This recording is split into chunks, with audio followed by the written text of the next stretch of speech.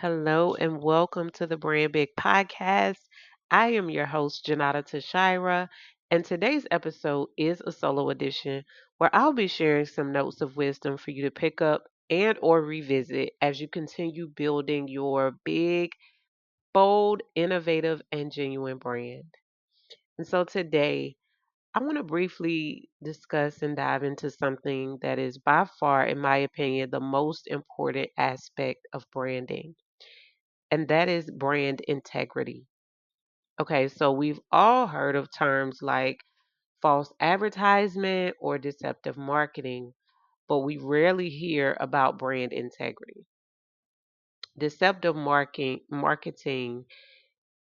deceptive marketing is about luring clients or customers into buying something that falls short of or is just basically entirely different from what they are expecting. And sadly, this is nothing new because it's been happening for decades, really centuries, right? And so while persuasion is key and it's very important in business, because in business we are here to make money, therefore we have to sell, and in selling there is an art of persuasion.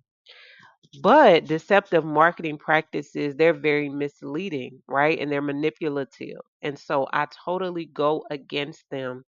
I am not with the go along, get along, and deceiving people and misleading people and manipulating people to buy anything, because those who want to do business with us, literally, we're just persuading them, leading them to the decision they were already going to make anyhow. And so, what exactly is brand integrity, and how does it apply to you as you're building, growing, or scaling your brand? And so, in my view, as a brand strategist and the owner of a branding agency, brand integrity over the years, what I learned is that it's the act of sustaining market buy in based upon the promise of your brand. So, based upon what you are promising, the client or customer experience that you are giving, that is creating market buy in that can be sustained and maintained over time. So, your brand doesn't lose validity, your brand doesn't lose its high quality, it doesn't lose the high caliber or even the fiber of its being by anything that is going on externally. So, no external factors can water down your brand based upon the promise behind the scenes or the promise that you have given your clients, your customers, your prospective clients and customers, right? Your community, your audience. They have been able to buy into what it is you are selling based upon what you've promised them. And that is the premise of having integrity in your brand. And so there are three pillars that I want to just bring out today. I just want to drive them home so that you can clearly understand, again, how to build, how to grow, or how to scale your big brand. And so the three pillars of brand integrity are firstly, truth, secondly, value, and lastly, persistence. And so we're going to dive first into the pillar of truth. And so if your brand is not built on the foundation of truth, guess what? You're doing both your audience and your business a disservice. Because if truth is not at the forefront of your brand, if truth is not at the forefront of the promise or the promise that you've made to your audience, your community, your clients, if that is not built upon truth, you are literally putting yourself in a compromising state or position. And those who want to do business with you will oftentimes not trust you. They will not trust you. If you are not operating in truth, if you are not building in truth, you cannot build what we call the like, know, and trust factor. And so we hear it often and how important it is, right? For there to even be buy-in, people have to first of all like you. They have to know you exist. That's a given, right? That's the prerequisite. They have to know you exist and you really have to exist in the marketplace, right? You have to have a valid business with a valid service and or product. And then you have to create an avenue where they can locate you so that they know who you are, right? They like you, they know you. And then the trust factor comes in when they are able to see that what they're buying into is a promise that can be upheld. And so this is critical. It is very crucial. And above all, if there is no substance behind what you are speaking or the message that you're relaying based upon the promise of your brand to those who want to buy into what you have to sell, people will eventually come to know that there is nothing valuable that you can offer them. And that causes us to segue into the second pillar of brand integrity, which is value. And so if there's no substance and people are able to um, kind of, there's a phrase, some of you may have heard it, like you can see through the sheerness of the dress, like you can see all the way through, right? If your brand is see through and there's nothing to back up what you're saying, then people will come to know that there's nothing valuable that you can give them. There's no value you can offer them. There is nothing there to service them or serve them rather, and to provide them with the benefit of buying into your brand.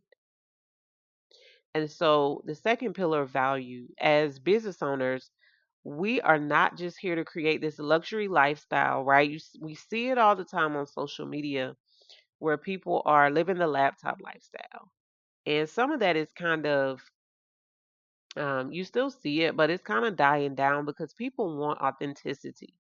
People want to know that what they are buying into is not just you going to get a Lamborghini or a Rolls Royce or the new Louis bag or you going on vacation, right?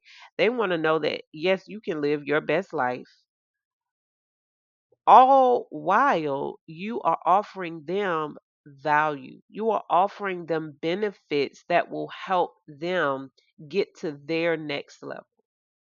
And so they want to know that you're not just there to collect their invoice or contract payments, but you are in this, your brand, your company is in this to see that they gain what they are needing, that they are served in a way that they feel valued themselves, that they feel like their money was well spent, that they feel like their time, whatever it is that they're investing to buy into your brand, they themselves will feel that value. People say all the time, don't buy upon your emotions, right? But people make emotional decisions every day, whether it's a an impulse buy or a delayed gratification buy. People are doing it because they feel like buying. They are buying because they feel like it. It's a want to, right? When there's a need, that there is a different kind of buy-in. But most oftentimes, especially when you're building a high integrity or high caliber brand, right? You want people who have disposable income that they can make choices to buy into your brand. If you are called to create a big brand, and I mean big as in bold, innovative, and genuine, and inclusive of that, a brand that brings in lots of money, right? That it brings in riches, right? And whatever that number is for you and your company and your revenue goals, then that will vary.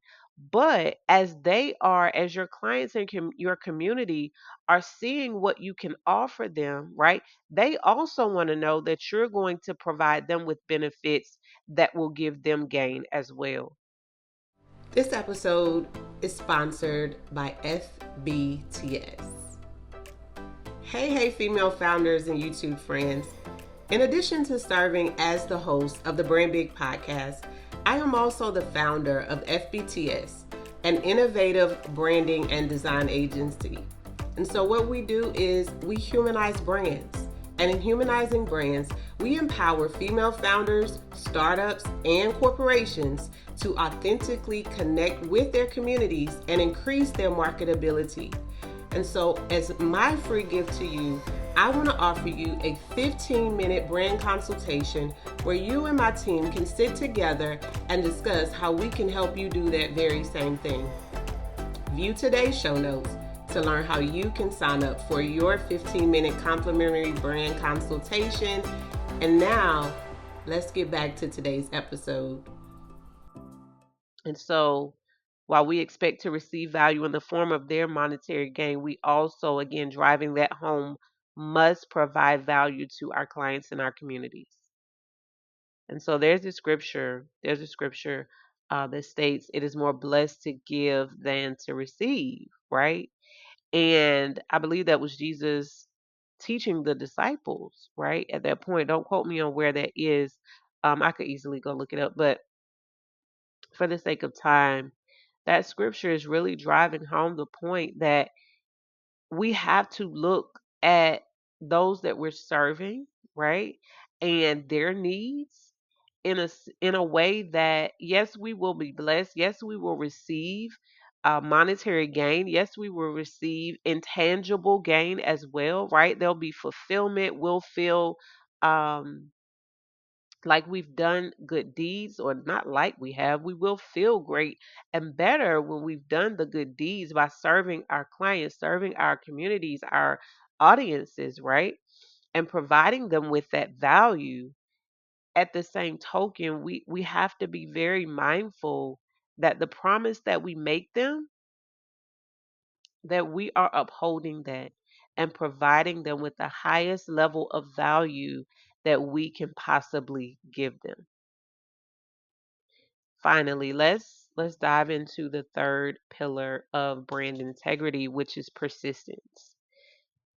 We could say this pillar is about both persistence and consistency, but I just want to hone in on persistence for the moment. And so as a child, I remember my first encounter with um, McDonald's as a brand, right? I didn't understand back then what I was looking at, right? And no, this isn't a brand deal, nor do I eat at McDonald's today, but just stick with me. So as a little girl, I loved hearing McDonald's signature jingle, the ba da ba ba ba, right? And I didn't even have to look at the TV or ask my great grandmother, who, was very instrumental in raising myself and my sister, nor my mother. Like, I didn't have to ask what it was. I instantly knew when I heard that jingle, right? The connection had been made, and I knew that it was the McDonald's brand.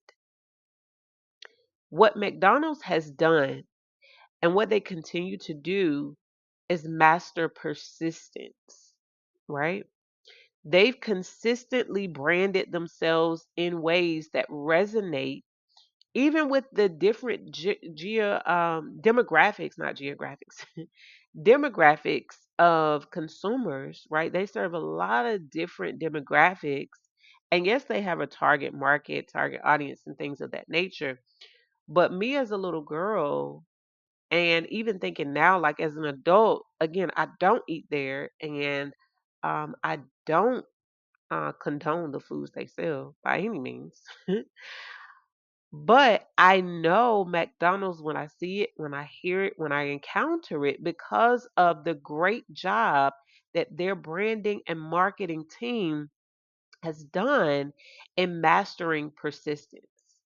And so, even as consumer preferences shift, even as the landscape of the food industry has changed over the years from the era of booming fast food demand, right? Where it has shifted now to today's health conscious consumers. McDonald's has stayed relevant by adjusting, right? And maintaining their core brand identity. They've not compromised their brand. by any means. I mean, in some cases, I would, as a consumer, right, um, who does not eat fast food, especially there or other places, right? Every now and then, I'll be honest, I'll go to Chick-fil-A, right? And I'll get a salad, right? I'm tempted by the fries, but I don't do it. But outside of that, the point is that they have stayed relevant. And this is because they've mastered persistence. They are one of the brands, and I could add Chick-fil-A in there. I could add some more in there. But McDonald's is a world renowned fast food restaurant. It's everywhere. They're in Asia. Um they're in places like the UK. They're here in North America, right? Probably in South America. I don't know. I've not done my research.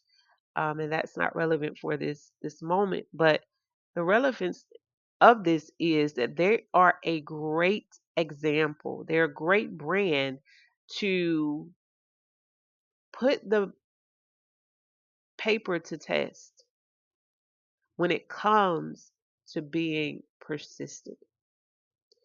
And the art of mastering persistence is well recognized in how McDonald's has changed their menu, right? From when fast food was booming and it was in high demand. I think about like in the early years, I've seen the documentary and I've also seen the movie of the man who founded McDonald's and how they at one time they were not using frozen meat, and because the demand increased they had to change the scope of what they were offering. The dynamic changed and they went to frozen meat, right? Do I agree with that? No, that's not relevant for here. So now, with the health conscious consumers and people wanting to consume foods that are quote unquote better for them, even though it's still fast food, McDonald's has even changed their menu to provide things that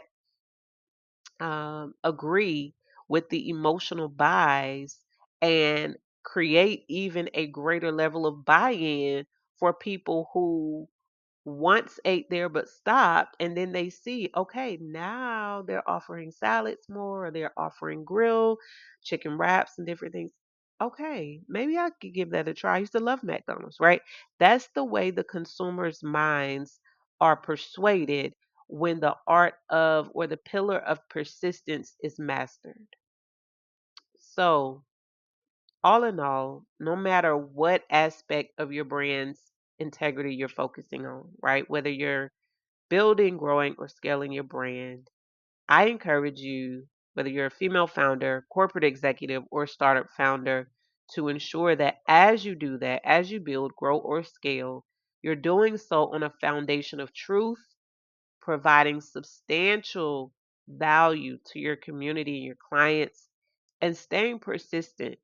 Think about McDonald's and how they've mastered the art of persistence through both the triumphs and the challenges of business. Ladies, female founders, corporate executives, our listeners, startup founders, our friends, that's it for today's episode. This has been another episode of the Brand Big Podcast. I hope these insights on brand integrity help guide you as you're continuing to build your big brand. And remember, truth, value, and persistence, those are your three pillars of success, keeping the integrity at the forefront of your brand. I thank you for tuning in today, and I look forward to hearing you or seeing your comments rather under the next episode.